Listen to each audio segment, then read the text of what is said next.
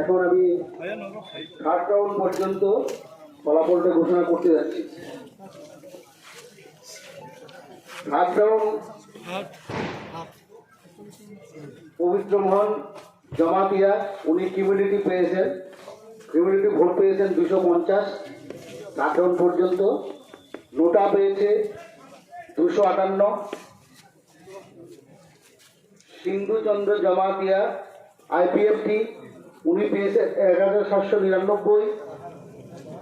পরিচিত কনুই সিপিআইএম, উনি পেয়েছেন 2855।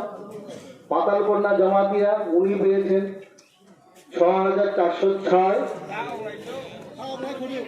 পাঠানলাল জমাতিয়া ত্রিপুরা মোটা পার্টি, উনি পেয়েছেন 16,374।